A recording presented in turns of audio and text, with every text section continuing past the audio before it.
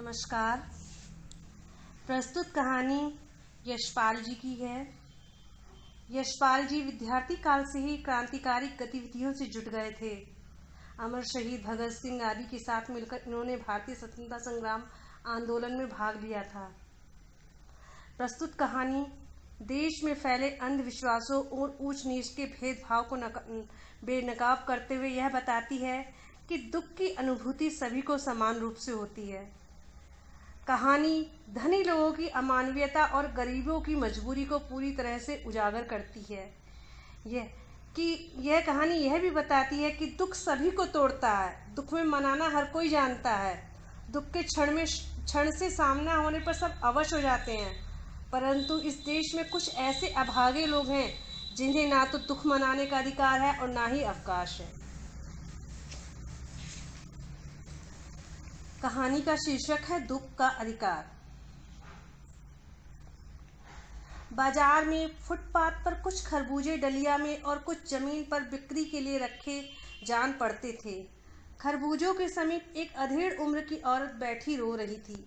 खरबूजे बिक्री के लिए थे, परंतु उन्हें खरीदने के लिए कोई कैसे आगे बढ़ता। खरबूजों को बेचने वाली तो कपड़े से मुंह छिपाए सिर को घुटनों पर रखे फफक फफक कर रो रही थी। पड़ोस की दुकानों के तख्तों पर बैठे या बाजार में खड़े लोग घृणा से उस स्त्री के संबंध में बात कर रहे थे। उस स्त्री का रोना देखकर मन में एक व्यथा सी उठी, पर उसके रोने का कारण जानने का उपाय क्या था। फुटपाथ पर उसके समीप बैठ सकने से मेरी पोशाक ही व्यवधान बनकर खड़ी हो जाती। एक आदमी ने घृणा से एक तरफ थूकते हुए कहा, क्या जमाना है। जवान लड़के को मरे हुए पूरा एक दिन नहीं बीता और बेहया दुकान लगा के बैठी है। दूसरे साहब अपनी दाढ़ी खुजलाते हुए कह रहे थे, अरे जैसी नियत होती है अल्लाह वैसी ही बरकत देता है। सामने इसके फुटपाथ पर खड़े एक आदमी ने दिया सलाई की तीली से कान खुजाते हुए कहा, अरे इन लोगों को क्या, ये कमीने रोटी की टुकड़ी पर जान देते हैं। इनके लिए बेटा बेटी खसम लुगाई धर्म ईमान सब रोटी का टुकड़ा है। परचून की दुकान पर बैठे लाला जी ने कहा, अरे भाई उनके लिए मरे जिए का कोई मतलब ना हो, पर दूसरे के धर्म ईमान का तो ख्याल रखना चाहिए। जवान बेटे के मरने पर 13 दिन का सूतक होता है और यहाँ सड़क पर बाजार में आकर खरबूजे बेचने बैठ गई। 1000 आदमी आते जाते हैं, कोई क्या जानता है कि इसके घर में सूतक है। कोई इसके खरबूजे खा ले तो उसका ईमान धर्म कैसे रहेगा, क्या अंधेर है। पास पड़ोस की दुकानों से पूछने पर पता लगा उसका 23 बरस का जवान लड़का था। घर में उसकी बहू और पोता पोती हैं। लड़का घर के पास 1.5 बीघा भर जमीन में कचियारी करके परिवार का निर्वाह करता था। खरबूजों की डलिया बाजार में पहुंचाकर कभी लड़का स्वयं सौदे के पास बैठ जाता था, कभी माँ बैठ जाती थी। लड़का परसों सुबह मुंह अंधेरे बेलों में से पके खरबूजे चुन रहा था।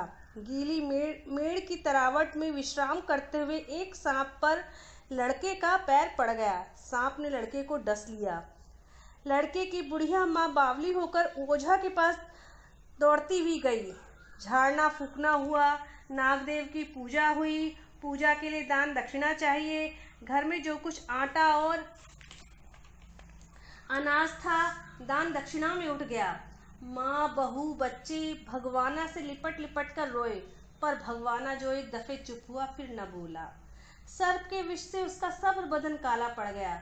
जिंदा आदमी नंगा भी रह सकता है, परंतु मुर्दे को नंगा कैसे विदा किया जाए। उसके लिए तो बजाज की दुकान से नया कपड़ा लाना ही होगा, चाहे उसके लिए माँ के हाथों से कन्नी ककना छन्नी ही क्यों ना बिक जाए। भगवाना परलोक चला गया। घर में जो कुछ चुनी भूसी थी सो उसे विदा करने में चली गई। बाप नहीं रहा तो क्या। लड़के सुबह उठते ही भूख से बिलबिलाने लगे। दादी ने उन्हें खाने के लिए खरबूजे दे दिए, लेकिन बहू को क्या देती। बहू का बदन बुखार से तप रहा था।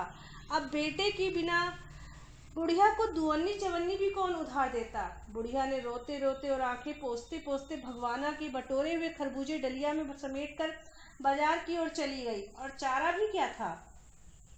बुढ़िया खरबूजे बेचने का साहस करके आई थी, परंतु सिर पर लपेटे लपेटे सिर को घुटनों पर टिकाए हुए फफक फफक कर रो रही थी। कल जिसका बेटा चल बसा, आज वह बाजार में सौदा बेचने चली है। हाय रे पत्थर दिल। उस पुत्र वियोगिनी के दुख का अंदाजा लगाने के लिए पिछले साल अपने पड़ोस में पुत्र की मृत्यु से दुखी माता की बात सोचने लगा। वह संभ्रांत महिला पुत्र की मृत्यु के बाद 2.5 मास तक पलंग से उठ ना सकी। वह 15-15 मिनट बाद पुत्र वियोग में मूर्छा आ जाती थी और मूर्छा न आने की अवस्था में आंखों से आंसू न रुक सकते थे। 2-2 डॉक्टर हरदम सिरहाने बैठे रहते थे। हरदम सिर पर बर्फ रखी जाती थी। शहर भर के लोगों के मन में उस पुत्र शोक से द्रवित हो उठते थे। जब मन को सूझ का रास्ता नहीं मिलता तो बेचैनी से कदम तेज हो जाते हैं। उसी हालत में नाक ऊपर उठाए राह चलतों से ठोकर खाता मैं चला जा रहा था। सोच रहा था, शोक करने गम मनाने के लिए भी सहूलियत चाहिए और दुखी होने का भी एक अधिकार होता है। प्रस्तुत कहानी के माध्यम से लेखक यह कहना चाहता है कि गरीब कि अपने बच्चों का पेट भरने के लिए जिस समय उसे दुख का अधिकार उसके पास वो नहीं होता, वह अपने भरण पोषण के लिए उस दुख को भुलाकर भी काम में लग जाता है। प्रस्तुत कहानी के माध्यम से एक बूढ़ी महिला के दुख को उसकी व्यथा को प्रस्तुत किया गया है कि एक जवान बेटे के विरोह में कैसे एक माँ अपने पोते पोती और अपनी बहू का पालन पोषण करती है। नमस्कार।